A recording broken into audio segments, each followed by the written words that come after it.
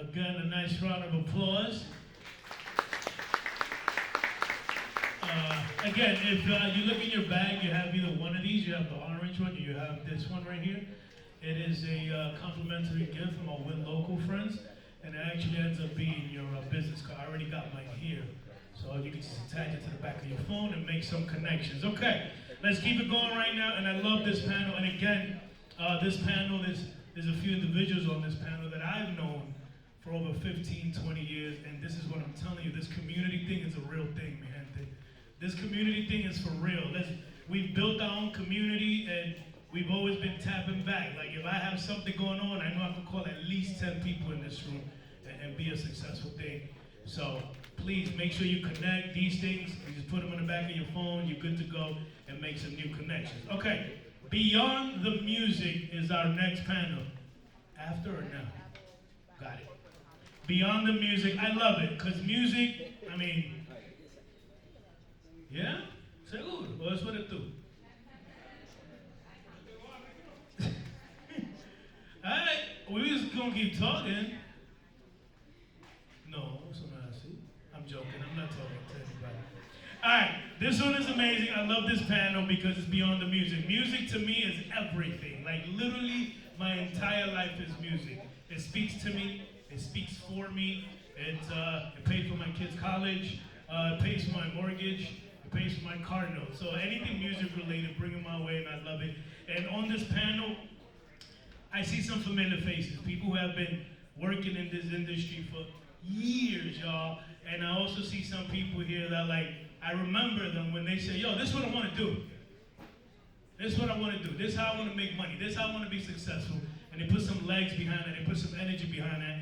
And they're here now with the word success next to their name. So I love this panel here. Music has always been a cultural cornerstone. But today's conversation, we're going to get a little deeper than that and into the business strategies, also media partnerships, also and technology platforms that we have out there that turn creative talent into sustainable enterprises, okay? So we have a friend of mine, Frankie P. I mean, one of the dopest out there when he makes those beats. Angel Martinez, I've known Angel forever and ever. And our moderator, Jennifer Mota, Joel Rodriguez, Angel Martinez, excuse me, Frankie P. This one is very essential listening as anyone trying to build in the creative community. Beyond the Music, ladies and gentlemen.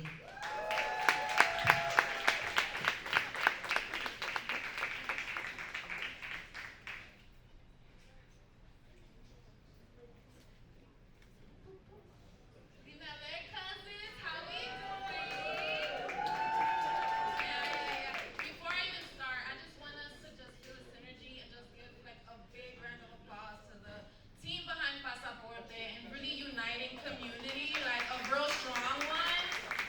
Yeah, like this is so important. This is my first panel in a year, guys, so I'm really excited. I'm excited to lead this conversation. And the key words I want you all to think about is media, culture, technology, music, and how fast-paced all these industries are. And I'm just so, let me step aside real quick. I'm just so honored to have this conversation. Not only are they leaders, but they're trailblazers, they're pioneers, and I'm excited for you guys to get to know about their stories, how they've built communities, how they've built systems, and they've made bridges happen and visibility.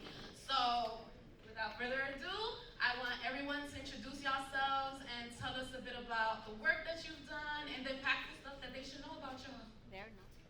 My name is Angel Martinez, originally from Dominican Republic, raised in the Bronx, still in the Bronx. I don't think I'm ever gonna leave the Bronx. We're super connected to every borough, so that's why I'm a Bronx native. At this time, I started as an intern at Sony under the IT system, and I was like, I don't want to be in IT. So then I transferred over. I did multiple things within the industry before I finally landed in marketing. And I've been doing marketing since. Started out as a full-time employee under Interscope, then went over to G-Unit. I did years at G-Unit, a lot of years at G-Unit. Then I went over to Def Jam, Asylum, then I went to Atlantic, and I'm currently on the 10K projects. Good morning, everybody. My name is Joel Rodriguez. I hail proudly from Queens, New York. As you can see, also Dominican, repping out here.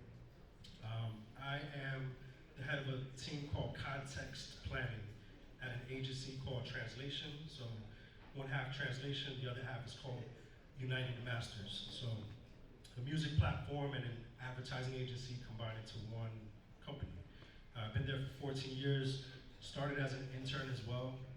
Major key, just get your foot in the door and prove that you belong there. My parents came from DR, like I said, almost went the path of becoming a building superintendent, like my pops, but I was blessed with the opportunity to go into the internship, and the rest was history. So major brands, Meta, NBA, 2K, I could go on and on and on.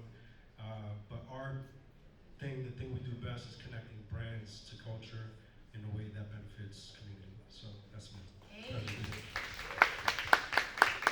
Good afternoon, everybody. My name is Frankie P, Wash Heights native, Uptown native. I'm a music producer. I've been producing for over 10 years. I've produced for people like A$AP Ferg, A$AP Rocky, Nicki Minaj, Red Bull, a ton of other people. I'm here looking forward to this combo today. Shout out to everyone for pulling up. I'm so excited. They're amazing. Okay, so my first question is, right, because let's just dive into it. A huge part of existing within this intersection is being able to foresee trends, that forecast trends, but also be hyper aware of movement and culture at the moment. I want to get to know a little bit about how y'all exist within that and what y'all found works and not only works, but also what we should keep in mind when we are thinking of that topic within this intersection. You want to start off, Angel? Yeah, that's a loaded question. So I think in the music industry, and I think this carries true across all industries, having an understanding of what the trends are going to be moving forward. We get very big on finding artists and discovering artists in different spaces, whether it's, like Atlanta became such a huge wave, right? Like it still is such a huge wave. But prior to that, everything to me was New York based. So everybody that wanted to get hot came to New York, then we transitioned over to Atlanta. LA has this huge moment right now. And then you have other territories. You have Michigan, you have Detroit, you have the Bay Area. So everybody has their own movement, their own niche markets. So staying ahead of it is like, I feel that on the marketing side is just knowing and understanding where the artist is from and where we can take them. I think there's huge intersections within the music industry, especially the artist side of things, where you see that, for example, Detroit and the Bay have a huge connection. Atlanta and New York have a huge connection. Florida is still relevant in the South and in many other spaces. Memphis is still moving up here. So you have to just be aware and pay attention of where culturally these artists stand and where they can go. Thank you. Yeah, that's a great point. When I think of that question, I think about timing, right? And comprehension, and does this make sense for the brand right now? Specifically, I think of technology and the learning curve, right? Is it just theory or is it application? Think of the metaverse, right? The hottest thing on the block. Everybody's trying to figure out the metaverse. What's my metaverse strategy? And now nobody's talking about it because it was so conceptual and nobody knew how to apply it. On the flip side of the coin, I think of AI wearables, right? Like the smart glasses, Google Glass. You look crazy if you were wearing those 15 years ago, but fast forward to today, everybody's wearing the Meta glasses, right? And I'm proud to have worked on the launch of that product. Period. Hey, we're at a time where the technology is mature and there's an actual application. I could use it to be more present with my family, with my kids, in my music, in my craft, whatever it is that I'm doing. There's a real life application that I understand. Not that I could just imagine and kind of wrap my head around, because again, that's more what the metaverse was versus how do I make this work for me today. So timing is super important, and can you actually put it to work and put it to use for yourself, I think is a big filter when it comes down to either chasing trends or actually building something long-term and sustainable. Thank you. From the music producer's perspective, I think it's kind of based around research. So anytime I'm about to start a new project or work with a new artist or a brand, I'm doing my due diligence to make sure I know their sound, what type of music they like, what type of tempos they're using, and just really kind of immersing myself in their world so that I know how to be of value, you know. So definitely research based, and then just an authenticity. You know, I want to make sure that I'm providing the client something that they can actually use, and what is their sound in a year from now, you know, because what they have out right now is already done. So you want to think ahead and just be forward thinking. So research and authenticity. Yes, I love how everything is connected to the interpersonal, the cultural, the strategy, and then also like lifestyle. I really got those like context from your answers. But on the point of trends to campaign strategy, this question is for you, Joel. At Translation, you've built out the context planning department that identifies trends and insights to elevate campaigns. You've worked on campaigns for Nike, Google, Sprite, United Masters. How do you decide which moments are worth investing in versus the ones that fade by next week? Yeah, another great question. So to me, it's dangerous if all you do is chase trends because you lose your identity in trying to do that. It's like you look back at pictures of yourself 10 to 15 years ago and you're like, yo, why was I wearing that? It looked crazy, right? Like, that's the mindset I gotta bring to brands. And you know, we talk about authenticity. I love that word that keeps coming up. And to me, that means consistency, right? It's consistent with the identity that we're representing and that we're putting out into the world. So for me, when I think about what is worth building around, I think of a balance, right? Is this timely and is it timeless at the same time? And then to unpack that even further, you gotta think of the brand that you're in service of. What is the essence of that brand? What is the one word essence? And I'll give you an example. AT&T, huge client of ours. They came to us and they're like, yo, we're losing market share in New York, LA, Chicago, Atlanta. Help us do a local campaign for multicultural millennials. And we're like, okay, well, AT&T is about connectivity. It's not just a telco, it's not just a cell phone company. And when you look at connectivity, that's now a filter for the moments that we should chase down or the moments that we should create. And more specifically, we built an entire campaign around area codes, right? AT&T invented area codes, and they didn't even know that. That was my team that found that out. We're like, damn, everybody's doing songs about area codes. People got their area codes tattooed on them, and this belongs. This is an innovation that the brand brought forward. So we built moments around area codes. If you're from the 212, we created a local holiday. We did 212 Day on February 12th. 212, February 12th. Packed out Terminal 5, Dapper Dan, A$AP Rocky, Tiana Taylor, just all the local pride that was consistent and authentic to the AT&T brand because it was about connection. It wasn't just about can you pick up the phone and how many bars do you got on your phone. It was about connection. So once you could boil down your brand to the essence, what is that one word your brand stands for? That becomes a filter for the moments that you track down or the moments that you build. And that's what's gonna help you build consistency and long-term authenticity. I love that. Thank you so much. This wasn't one of my questions, but in listening to your answer, I feel like everyone here will benefit from having this conversation real quick. I love that you mentioned authenticity, and I'm curious to know how do you guys navigate staying true to yourselves, being authentic, and also navigating corporate? And how does that, like, what were some of the challenges and any advice that you can possibly give anyone that may be struggling with that right now?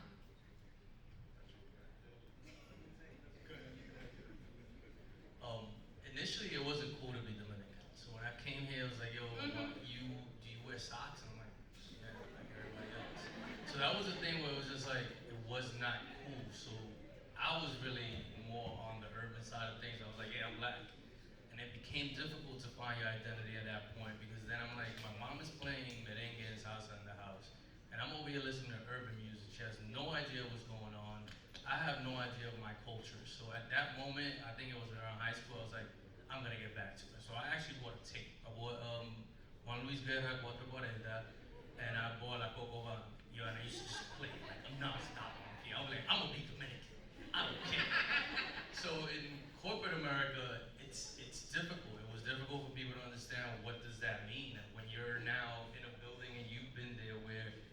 out with me at night, and I'm over here playing salsa and merengue, and the cleaning people are passing by, like so happy and excited to see that you're doing that. In an urban setting, I just don't care. Like at this point, I've gotten to understanding myself, and if I think there was discussions prior, like Jay spoke about it, like just be yourself and be who you are, be authentic to who you are, and people will come, and if they want to work with you, they'll work with you. If they don't, they don't. But we're also now in an industry that's front-facing where Bad Bunny is one of the biggest artists in the world. And that has allowed us to open the doors in other spaces in the Latin culture and the Latin community and finding Latin artists across the globe. To the point where we're working on something ourselves that bridges that gap. Shameless plug. I think they got it. Yeah, I agree with what they're saying, and it's a fine dance, you know, when you go into these corporations and these businesses and these labels, you have to know that we're bringing a certain sauce that they're not used to, you know, so you have to make sure that you're still representing yourself correctly and you're not changing who you are, but also know that you have to meet them in the middle somewhere, so you have to know where that line is. All great points, and to build on it, I would say the concept of being bilingual is very important. Not just speaking English and Spanish, but being able to speak street and corporate, or outside and inside, so to speak, right? So that's one thing. The other thing, just how you show up, right? When I got an internship in a corporate environment, I went and I brought a new wardrobe. I had button downs and slacks and wingtips and cufflinks. I didn't even know how to put on cufflinks. But the concept that I got an office job. Yo trabajo en una oficina. You know, like, oh, I got an office job. It's such an accomplishment, a signal, right? A status symbol for my family. But when I go into these creative environments, and people are dressed like us. You know, people are just like, it's not how I look, it's what I bring to the table. And when you show up that way unapologetically, you build equity in your personal brand, right? So I did that, you know, the button-up thing for a couple years, and I was like, yo, I'm gonna shed this skin because this isn't me. I'm a polo kid, I'm a sneaker guy, you know, I'm gonna just be who I am, and I'm gonna bring my perspective to the table. And that's the thing that matters the most. But the one cool thing I think we all understand is that we had to get there. So in order for us to get there, yeah, we had to adjust the way that we are, but then it's like, oh, now you're gonna get who I really am. If you don't like it, oh well. Thank you, guys. So on major label marketing evolution, Angel, this was for you. You've gone from Asylum to Atlantic to now 10K projects, all within the Warner system, working with artists like State Baby and developing emerging acts like Ken the Man. How was your marketing approach changed as streaming data became everything? What do you do now that you couldn't do 5 years ago? So so COVID time happened, right? And it like destroyed the industry as far as a lot of the things that we were capable of doing, like live shows, book signings, CD signings, album signings, anything signing that was physical and in real life, it dramatically changed everything. I think it changed all our lives at this point, to our kids, to where we are now. In that same sentiment, it became very data-driven, very digital marketing, very let's just spend a ton of money to break through noise. I think what we're seeing now is another evolution in the music industry where digital marketing plays a huge role in being visible online, but now you're looking at physical, right? You're looking at the person and the artist be in the physical space. I think the Clips had a great and amazing rollout that showcased that. Then you look at Cardi on the subway, and it's fun. Like, people want to see the real life artistry. You look at Bad Bunny take everyone from the States, from every part of the globe to Puerto Rico so they could see who he is and how he performs his music and what he brings to the table. So we've changed in the sense of, through a short period of time, everything was digital. Now we're seeing the importance of physical and actual appearance. In that same sentiment, what we've done now, I think, being at 10K, what I've realized is that we're more proactive when it comes to seeing conversations online, and that's where we have a huge strength. So anything that comes out, let's say we release a record on a Tuesday, we're on it. So we're still paying attention, we're seeing what's going on. I released a music video at 7 o'clock yesterday, and I'm hitting my team up, hey, can we buy ads, can we do this? Just to sustain the conversation over the weekend so we can get back into an actual a show and we film and grab that content, but it's just being in the moment and reacting as things are happening, so you're way more proactive than just being reactive. Thank you. And producer as business. Frankie, this is for you. Your production credits include everyone from Jetty to El Alfa, spanning hip hop and Latin music. How do you approach building relationships that lead to those placements? What's the business strategy behind crossing between genres? I try to keep it organic as possible. I don't really try to force any relationships. Obviously, like I said earlier, I do research before I go into any situation or project, but I try to just see how I can bring value to that artist or what they're lacking, and how I can come in and amplify their music or their entire situation. So I don't normally focus on the placement first. The placement is just something that happens throughout the relationship. So nowadays, for a song to come out professionally is not that easy. You know, like there's not too many artists that are dropping consistently. So what you want to do is really build with an artist and build a catalog and build a relationship with them. And you know, you're building a world, like Jay said earlier. And the more that you can amplify the world and just bring value to it, the more they're gonna look for you when they're working on that next project. So yeah, I just try to stay as authentic as possible. I really don't force anything.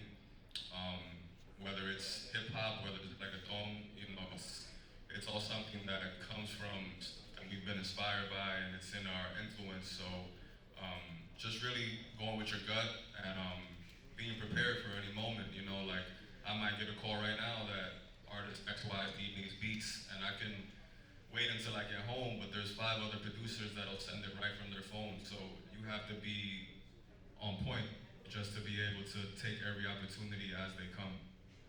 Yes, thank you. You know, I was having a conversation about 2 weeks ago with a reggaeton collective out of Puerto Rico, producers, and one of the conversations was just how producers are overlooked in the tech conversation, because you guys are programmers, like you guys are programming and creating sequences, and I wanted to get Good your thoughts. observation. Yes, and I wanted to get your thoughts on that and like how technology also exists within that existence. Yeah, it's like again, I was listening to what Jay was saying. Like we're kind of in that programmer world. You know, we're using laptops, we're using different sounds, and we're building. We're like architects. You know, sonic architects. So what was the question? I'm sorry. How? No, yeah, that you guys often get left out of the conversation. Right. Thankfully, here in Pasaporte, we're Yeah. including you. But how does technology exist within that? You know, and we mentioned Right. programming and Yeah. the actual experience. Just going off of what I just said, there's a great app called Untitled, and I'm not sponsored by the way or yes. nothing, but and it's just a place where you can have all your beats or all your music in one place. You can send it from there. You know you're always able to do what you need to do with it. So it's super important to stay up to date with the technology, and I'm constantly upgrading my software and just like staying in tune with what are the new softwares and what people are using. So it goes hand in hand. Thank you. And then, just real quick, what type of softwares do you look into as a producer, and something that other producers should be taking note of when they are looking into software? Well, for sure, the Untitled app is great just to stay organized and stay ready. And quick story, when I first started, I started in Fruity Loop, and then I went over to the MPC, which is like the square box with like the pads on it. And then I found myself going back to Fruity Loop just because of the efficiency in it and just how fast I'm able to grab sounds and build an idea. So even 10 years ago, I realized that, okay, I need to be able to throw this paint on the wall fast so that I'm not spending an hour on one small idea. So yeah, I'm in Fruity Loop. Serato has great software for music producers, and I'm big on YouTube. I'm constantly watching tutorials and just like I act like I never made it. Like I'm still studying and I feel like I'm 100% still a student. So yeah, just stay on top of it and stay knowledgeable of what software, and you know they're all the same thing. It's really a matter of what you're comfortable with and where your flow is at best. Thank you. And quick question. When it comes to AI, are we all leaning into the bazaar? Are we scared of it? Are we utilizing it? How y'all feeling about it? I'm leaning into it. I think it's one of those things where you look at where the music industry was years ago, and we shunned upon that destroyed us economically for a couple of years. But I'm finding what the balance is. So in that same lane is how can you approach realism with AI? I think that has to be the actual balance versus just depending on AI to give you everything that you need. How to be efficient with oneself using AI technology to get multiple things accomplished versus just one beat at one time and getting there. So you have to use the tools that are accessible to you. Even my daughter, like she uses ChatGPT, and I don't shun upon her for using it at all. I just tell her like you have to understand what you're typing and what feedback is giving to you, because some of it is off. Just as I can ask a question, you can ask a question, and it'll give us a completely different answer. So you just have to know how to use the tools that are accessible to you to be more efficient. And we're also in a state of the cross industries where you have to do more than one job. So if I'm doing 2 jobs in one day for 2 different people, I have to be able to get it done as quickly as possible and efficient as possible to get on to the next thing. Thank you. Yeah, cosign, 100% leaning into it. But it is a balance, right? You don't want to lean too into it where you're compromising critical thinking. I think AI can't come at the expense of you being able to have a point of view and from you being able to have taste, right? That's probably where the biggest premium is going to be placed, is what is your taste level? And if you could become more efficient and standardize or automate 80% of the process, how do you double down on that extra 20 that you got to now really think critically, to think bigger picture, to apply your taste level, your lived experience that ChatGPT can't give you because it's not outside the way you are outside, the way you build community, the way you build relationships, the way you build a point of view. So I would obviously, again, lean into it, but not at the expense of you being able to think for yourself. Thank you. I agree.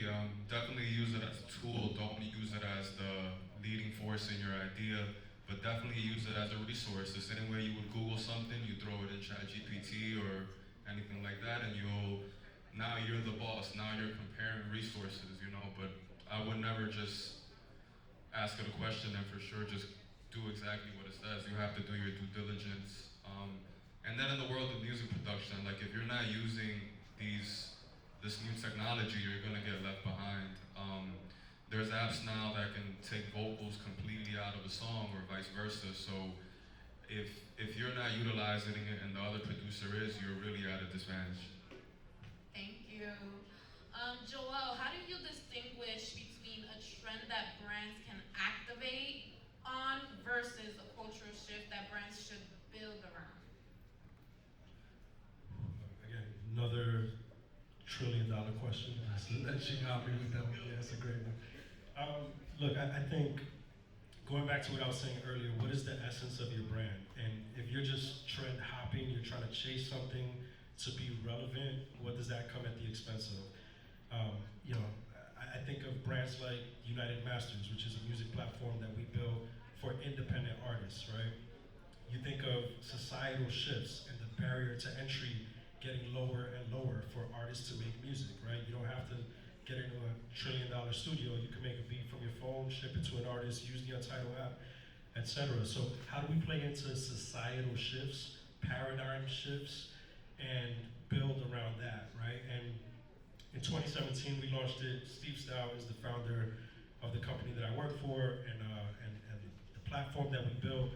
And his observation was that, especially in COVID, the barrier to entry to make music, it doesn't even exist. Like I was saying, I could make a song from my bedroom and I could be charting tomorrow with the power of TikTok and social distribution, right?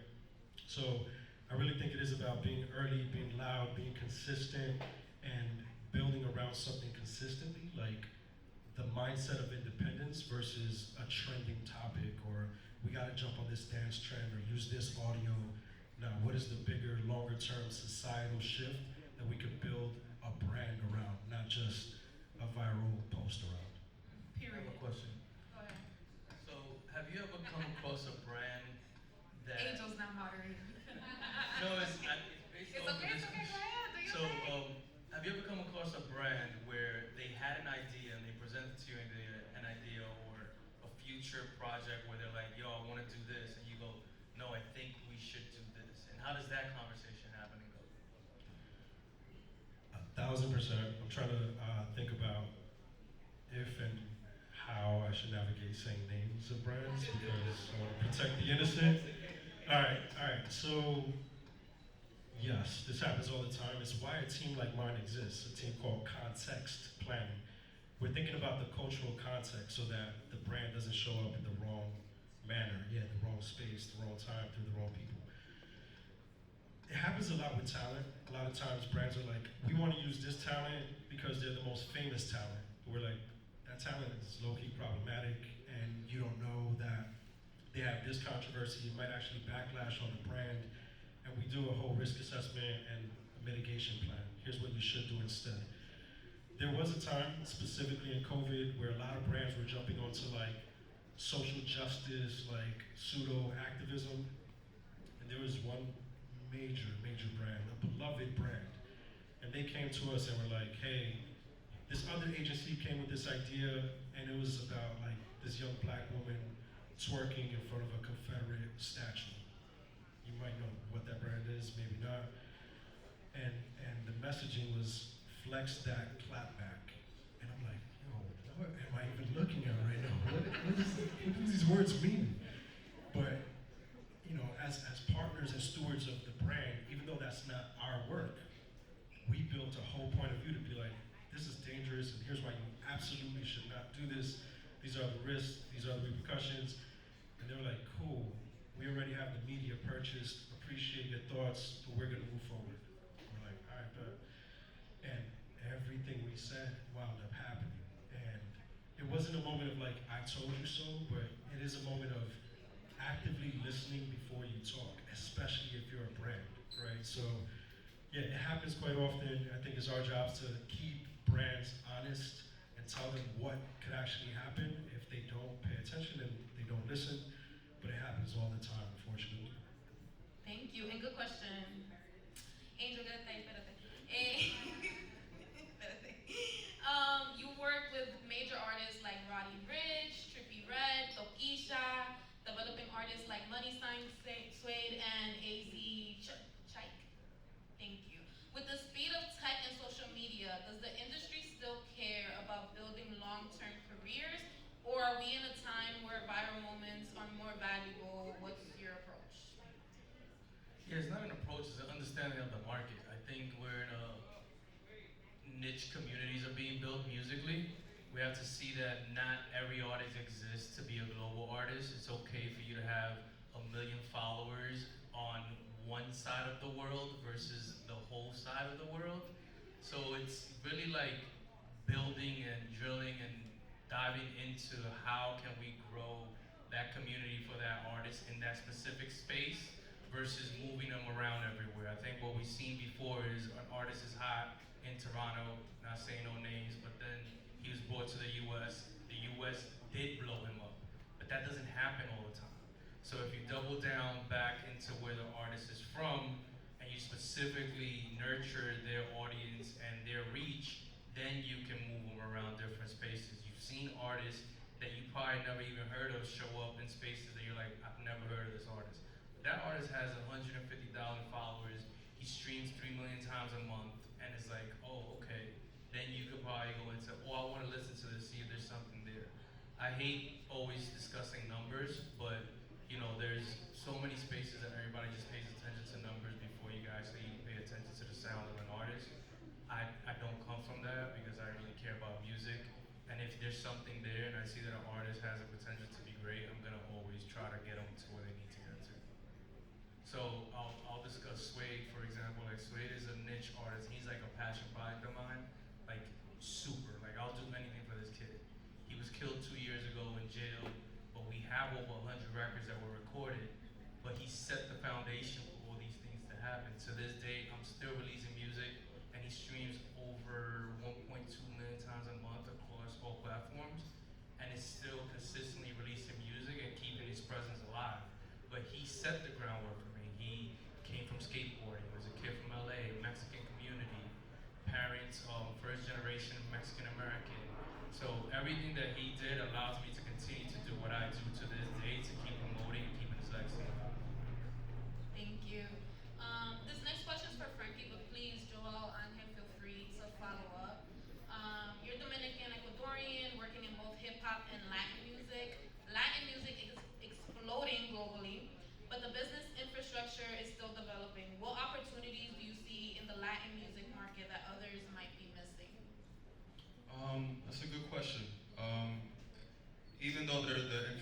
is not where it needs to be. You see people like what Bad Bunny just did and the concerts and the Super Bowl. So, you know, the spotlight is on us, and just going off of the shaky infrastructure, I would kind of use that as a moment to lean into independency and just kind of really watering your own plant and getting yourself off the ground and doing as much as you can as an artist or producer or an entrepreneur. And then when the labels come and amplify whatever you're doing, you already know, okay, I know how to shoot my video, or I know how much a photo shoot costs, or I know how to upload my own music, and now you have more power within yourself. So I wouldn't necessarily see that as a bad thing. I would just see that as an opportunity for you to, you know, go harder on yourself and just learn more until you get to that point where you're in rooms with people that are gonna help you grow and build. I actually got a question for you. The term Latin music, how do you feel about that?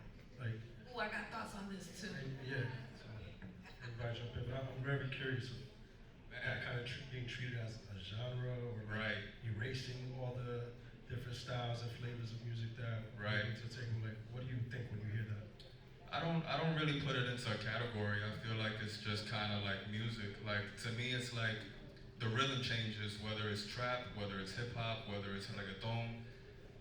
The drum pattern might change, but you have artists that rap in English and in Spanish, and we come from a culture that we understand both. So why not like praise that and uphold it? So it doesn't really bother me per se, but yeah, I think it's just another category, or it's just another term that people put on the phrase.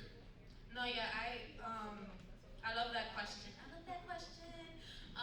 Because when we think of general market, everyone has its respective space. And in Latin music, it's like it should be treated as an umbrella term, because it's supposed to represent a Latin community, a Latin community umbrella term of different various genres. And I do believe not only do we often get erased certain genres, but like there's always mad misinformation. Like when you think of Latin, they were calling trap what really was romantiqueo, because what trap is, like, you also gotta think of the lyrical subject matter, the substance, like the type of beat that is being used, but because of specific artists, or like because of the person that was maybe on the track, they will call it Latin trap when it was really R&B. So what happened was there was a huge wave of R&B artists that were being considered Latin trap, when in reality it was R&B in Espanol. So that's just one example, right? And I would say Rao, Liano, so many other artists from that wave, from that SoundCloud wave, started there and were kind of lumped into the world of all these Latin trap artists. And it does kind of like erase this area of not only erasure, but also like competing. It's okay for us to compete, and like you're putting one person from each space and not shedding light on other people that they're competing or like, you know, working and collaborating alongside. So I honestly do have a triggering feeling about calling it Latin music. So I think that was But do you feel that the term Latin music is just a title that at least allows us to have our own space? it was a lazy term created by white Americans on the general market. Same about Latin boom. Like we've been Latin booming since the 50s. What you mean that it was in the 90s? All right, let me not get too political. Last question, because we gotta wrap up. What are the predictions each of you guys have in terms of business, media, and technology, and how it will collide within the next 2 years?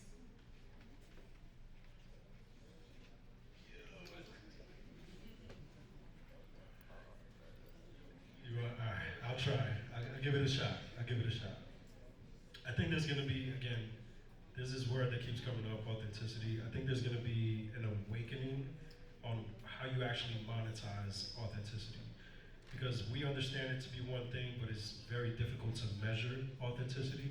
So, I don't know, maybe through technology, maybe there is some intersection between culture, community, and tech that allows us to specify how authentic a topic or an opportunity might be, and you know, how do you again take that away from this ethereal thing that you can measure, you can monetize, and again, put the power back into the hands of the people who own the authenticity, not the brands that are trying to capitalize on the authenticity. So again, pretty lofty of a answer, but I think there's something there that everybody's dancing around that is going to become a lot realer, a lot more articulate, and a lot more of a business metric that actually moves the needle.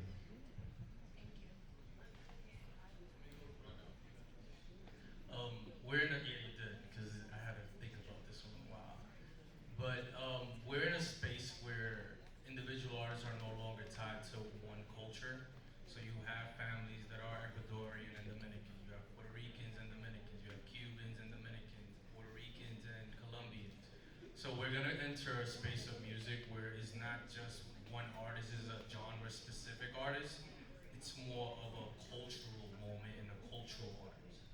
So you'll see transitions as to where an artist is making, let's say, dembow, and they'll also be able to transition to cumbia and those type of things. I think that's where we're heading musically with the artists that we're signing and the spaces that we're looking at on a global aspect. And then on a regional aspect, on the US-based aspect, there will continue to be those niche markets. Thank you. Just kind of going off of what Angel said, I agree.